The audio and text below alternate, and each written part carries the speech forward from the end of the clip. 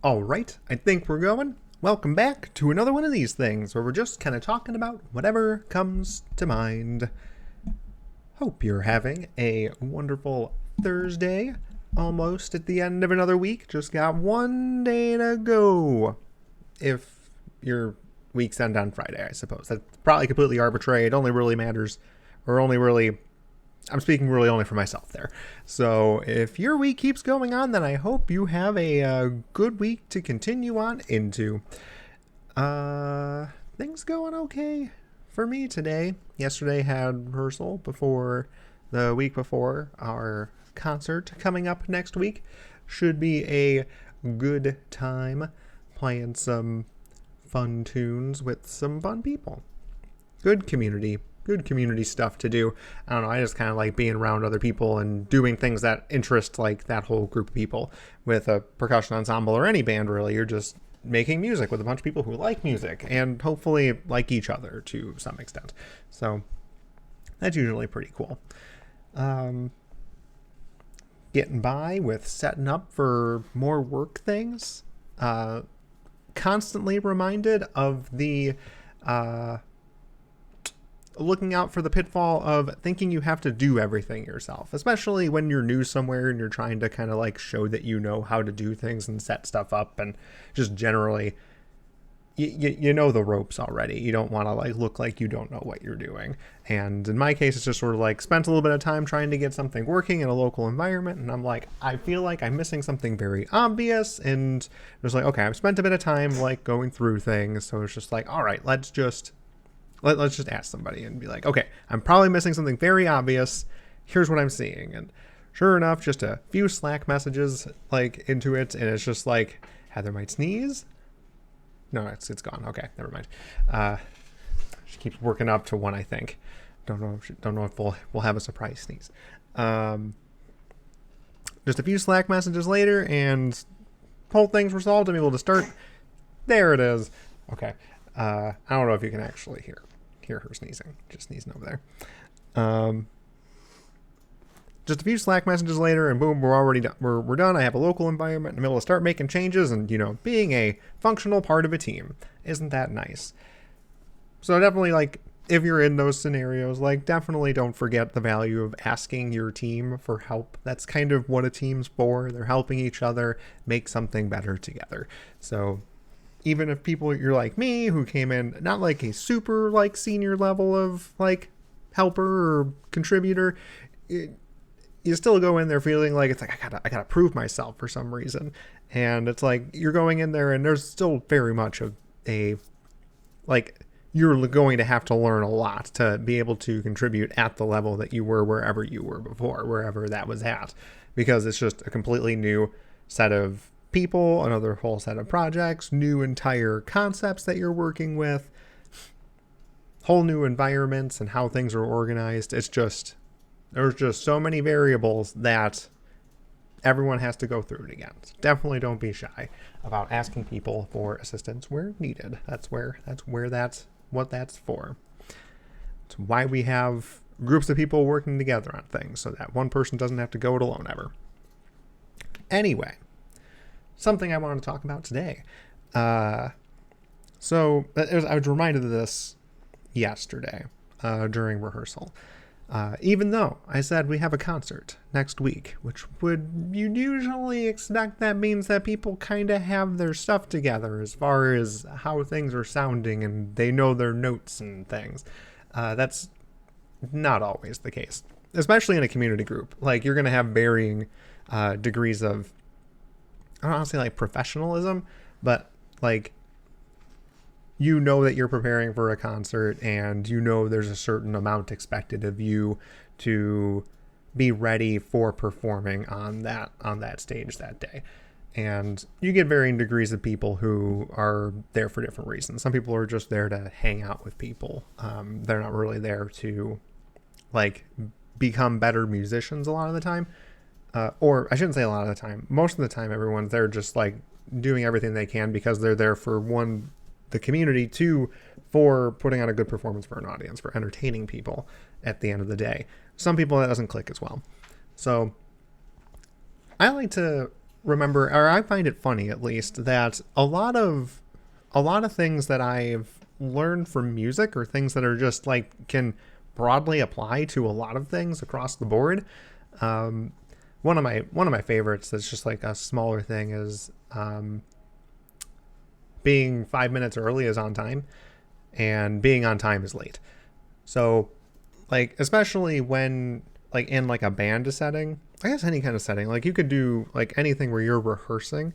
If you show up, if you walk through the door for that rehearsal, whatever you're doing, that jam session, if you walk through the door at the time, like right at the time that you're starting, you're not going to be ready by the time everybody is planning on starting. If you have to be there at like 8 p.m. to do something and you show up at 8 p.m. and everybody else showed up a little bit earlier to basically get their stuff ready so that they're ready to start at 8, you're walking through with your instrument like still in its case. You're not plugged in, you're not tuned, you're still have a lot of things to do before you're ready to participate. And like that's something that's like there's a lot of things where you can just like walk in and sit down. But there's still like a little bit of getting ready, like even for like going to class and things. I think that might be a bit of why people tend to show up right on time and expect that to be enough.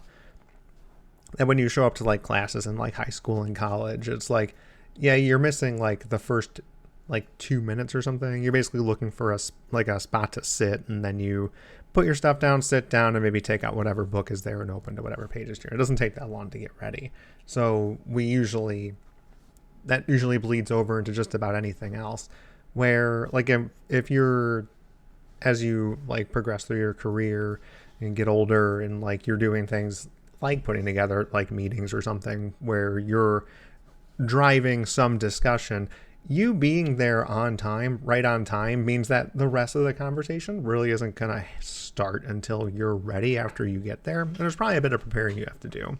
And for people who might not, who have the same mentality you do, showed up without really knowing what to expect, they're going to need a little bit of ramp up time too.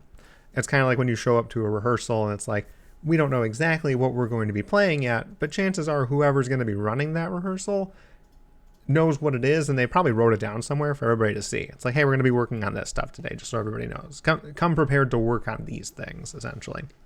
So showing up early just as a participant lets you see that ahead of time. You know what to expect.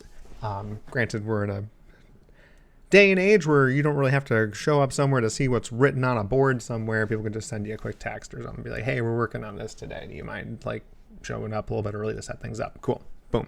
Awesome. That was one of the things that I've always I've taken away from being a band geek in high school and such. Just being there early to be able to set up and prepare yourself for being able to participate. That's being on time. Being on time is showing up with enough time to start at the time that people say that they should be starting. It's not walking through the door at that moment, though a lot of people will go through life considering that to be on time. It's not a party. You're there to do something. I should say, like, for parties and things, that is the exact way that you work on it. It's like, I'm not going to show up before this time because people aren't expecting me at this time. But for classes, rehearsals, meetings, things like that, you should show up a little bit ahead of time so things can get ready. Anyway, the other thing, which I'm reminded of because of rehearsal yesterday, is you don't show up to rehearsal to practice. So going back to rehearsal yesterday, we have somebody who was, they're not already like the greatest musician in the world. They're just a very they're a community member who comes back a lot. Which is good. It's nice to have people who come back and want to participate in a community of people who make music together. And provided he's not doing things that are too difficult, he fits in just fine. When he needs to practice things, though, that's where things start kind of falling through the cracks. Always comes in saying, I spent so much time practicing, and you can tell he's never done it. Which is a problem in and of itself. You should be practicing when you're in any kind of gig. If you're, and I shouldn't say that, like, I shouldn't say like it's bad that you don't. And I definitely can't say that all the time. I don't practice as much as I should. I practice as much as I need to be passable, but I should be practicing more. That I go to a rehearsal and I don't know my notes after like a few like sessions, like going through stuff, is kind of a problem. It's just not terrible because I'm pretty good at sight reading and can like recover from things. I just been in that musical space for a long time. That's not an excuse for not practicing. That's just, it's easier for me to hide that. People who don't have that background, who haven't spent that much time just entrenched in music and being in rehearsals all the time, their practicing is what prepares them for being able to be almost kind of presentable during a rehearsal, which kind of brings to the point that when you do show up and you're kind of doing your practice when you're at a rehearsal, the entire group has to kind of help you get through whatever it is that you were struggling with. Whenever one person is having a difficult time with something, and especially if that one part is integral to any certain point in a song, in this case it was, the person was playing drum set, and the part that they were really struggling with was a transition section where it was just, we're moving from one style to another. And if the drum set player doesn't come with us, the whole thing kind of falls apart. So it's very noticeable when this isn't coming together right. And it was just really interesting, funny, honestly, in retrospect. Like, the groove that he was playing for that transition section was one, not like, it's not what he should have been playing. It was a completely weird groove in an arrangement for a Carlos Santana song to play at all. And the other was he just wasn't playing in any sort of time with the rest of us. We all had to attempt to adjust to him as soon as he did that. And we did this several times to a point where our director was basically working with him, kind of rewriting the part a little bit so that he can play a slimmed down version of that, which is honestly what you should be doing in these cases. Like, when you're playing in a community group, like, you want people to participate at like all the levels that they're at, and we'll help you meet you where you are. But at the same time, if you're not going to come to you don't want like the problem showing up during rehearsal to be the first time that a director is helping you through that. If you are struggling, you should be talking to that person ahead of time. So it's just like, hey, I'm having trouble with this. Is there a way that we can rework this so that it's more, I can play it, it's more at my level? Or can we get somebody else to play this? Are the right things to do. Like, if you're getting to a point where it's toward the end of like, you're getting close to a concert and we need to play this soon and it's just not happening, being honest about it is the best thing you can do. And it's definitely not saying don't try. You should absolutely be trying for as long as possible, but you do have to understand that at the end of the day, it's not just you on that stage, it's everybody else there, which kind of brings it back to why at rehearsal we don't practice there. It's to rehearse. And those are two different words. That practicing is what you do to understand your part in isolation. So you know how to play what you need to play for this song to work. And you can do that with all sorts of things. You don't have to be in front of an instrument. You can just be thinking about it. You can be listening to it. You can be playing it at your instrument. You can be playing it just on your own without playing with any other music. You can be playing it along with a recording of the music. There's so many ways that you can approach learning something or practicing something. It doesn't always have to be at your instrument, which is probably a good thing for me. Like, I don't have access to my instrument all the time. I live in an apartment, and even when I do practice on the instruments that I do have, I need to be mindful of the people around me. I can't be doing it all the time. and I definitely can't be doing drum set. So a lot of what I would practice in those senses are just listening and following along, like just envisioning the instrument in front of me and playing along with what I think is there, and then translate that to the physical instrument during rehearsal, which is effectively what you'd have to do anyways. I don't bring my marimba to rehearsal every week. I play the instruments that are there. They're all a bit different, so you do have that element there.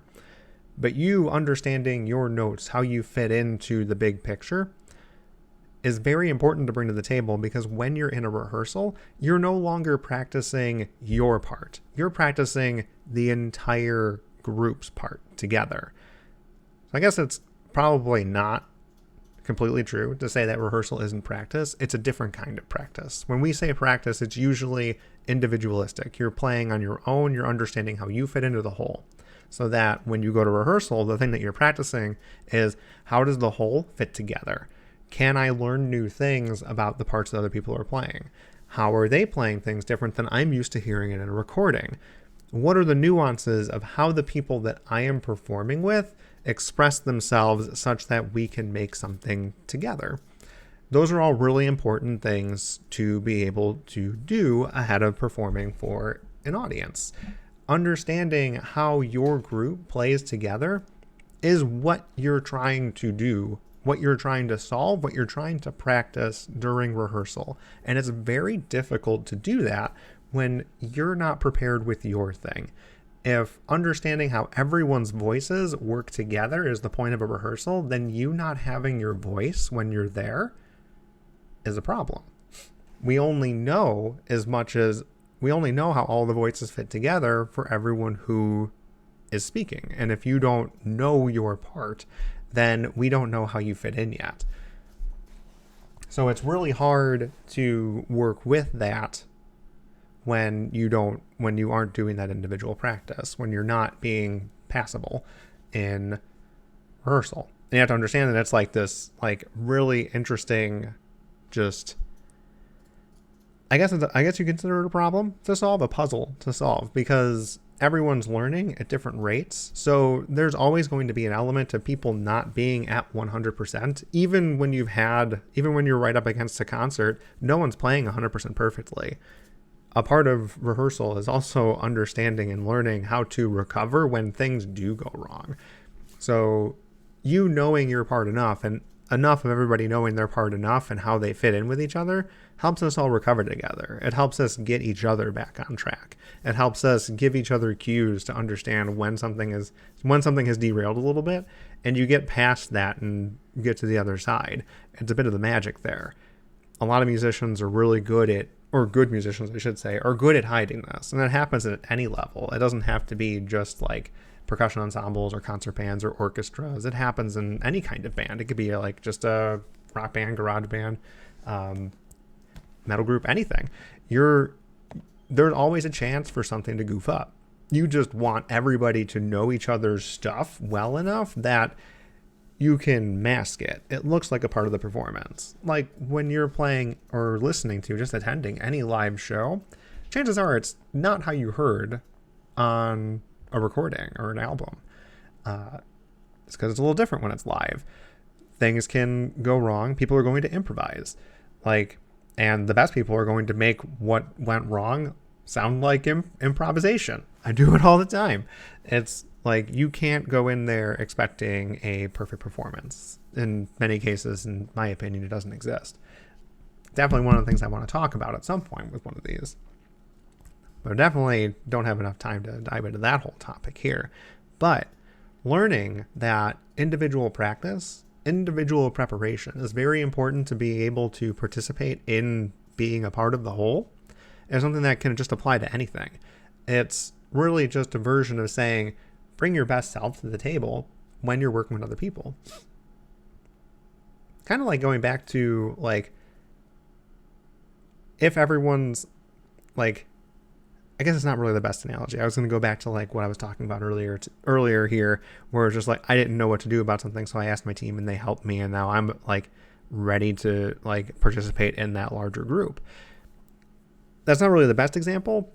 That's like like a better example would be like if we were going to have some sort of a whiteboarding session or a think tank, and like a lot of people knew like what we were going to discuss ahead of time, but I did like nothing to prepare myself for that. Like we're going to be talking about, I don't know, like MongoDB or something. And I'm like, I didn't do any research on MongoDB. So I'm going to come in here and be like, I got ready to talk about Postgres. Whoops. I didn't practice the right thing. I didn't prepare what needed to be done to have this conversation most effectively with everybody in the room.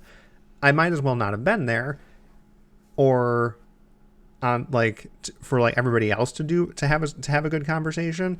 And in the reality, it's probably going to be a lot of people trying to catch me up on things so that the entire group can talk as a whole better sometime in the future, which is effectively what happens when, say, like a director needs to help you with a part when everybody else is just like, all right, I guess we'll wait until they're done sorting that out.